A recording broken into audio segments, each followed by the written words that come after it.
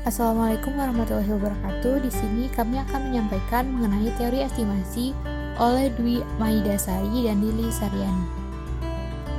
Dengan dosen pengampu Dr. Demsa Simbolon, SKM MKM. Apa yang dimaksud dengan teori estimasi? Estimasi merupakan suatu metode di mana kita dapat memperkirakan nilai populasi dengan memakai nilai sampel. Sedangkan estimator adalah setiap statistik, mean, sampel, persentase, variance, dan lain-lain yang digunakan untuk mengestimasi sebuah parameter. Kriteria estimator yang baik, statistik dari sampel merupakan penduga tak bias dari 0 yaitu E sama dengan, artinya harapan pendugaan 0 sama dengan 0. Merupakan pendugaan yang efisien, artinya bila ada lebih dari satu pendugaan, maka penduga yang efisien adalah penduga yang mempunyai variasi paling kecil. Merupakan penduga yang konsisten, artinya bila sampel yang diambil makin besar, maka nilai 0 akan semakin mendekati 0. Gambar berikut ini yang berkaitan dengan ciri estimator yang baik.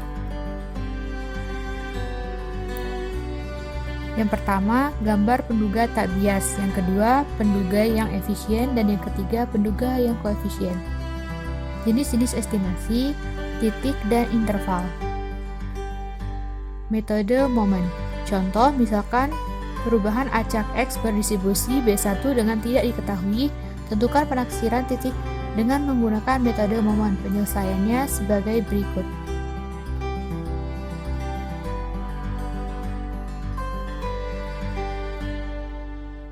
Metode kemungkinan maksimum. Metode yang terbaik untuk menentukan penaksiran titik sebuah parameter adalah metode kemungkinan maksimum. Dengan contoh sebagai berikut.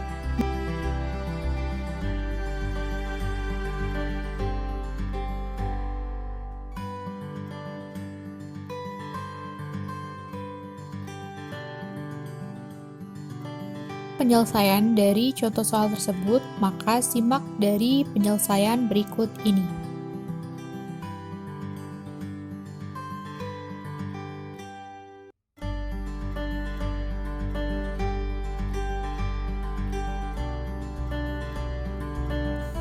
Estimator bias. Pendekatan Bayesian dalam statistik secara fundamental berbeda dengan pendekatan klasik momen dan likelihood. Meskipun demikian, beberapa aspek dari pendekatan tersebut dapat berguna pada beberapa pendekatan statistik yang lain. Berikut ini merupakan contoh soal dari metode pendekatan Bayes. Simak contoh soal dan penyelesaian pada video berikut ini.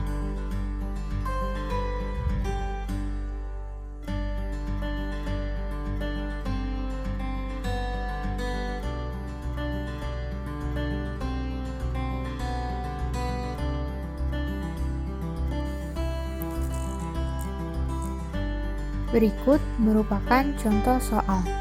Winda Budi Roni melakukan pengamatan mengenai lama usia pakai baterai merek Alkaline yang digunakan pada Alkaline-nya masing-masing.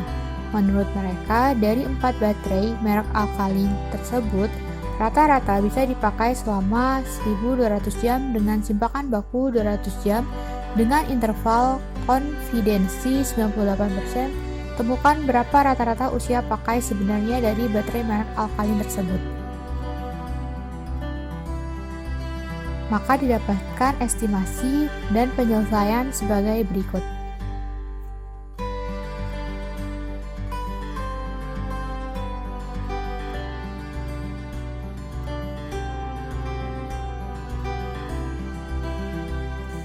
Ternyata setelah diuji dengan interval konfidensi, usia pakai merek Alkaline berkisar 794,9 jam minimum dan 1645,1 jam maksimum. Berikut merupakan contoh soal estimasi rata-rata.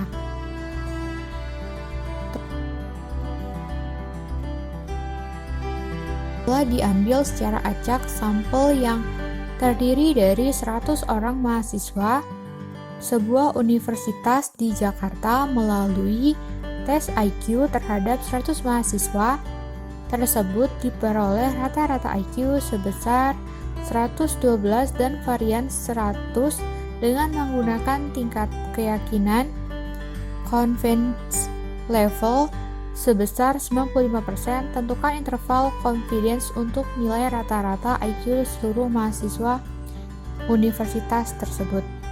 Maka didapatkan hasil sebagai berikut.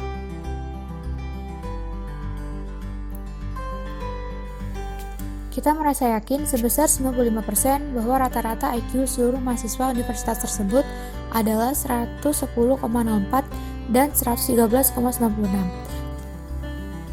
Kesimpulan, estimasi merupakan kegiatan penarikan kesimpulan statistik yang berawal dari hal-hal yang bersifat umum ke hal-hal yang bersifat khusus. Agar penarikan kesimpulan dapat dibenarkan dan mampu mendekati kebenaran, maka dibutuhkan suatu alat untuk memproses data secara benar.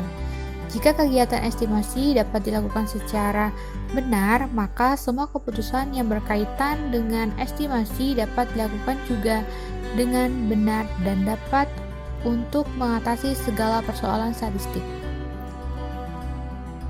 Dan sekian, terima kasih. Wassalamualaikum warahmatullahi wabarakatuh.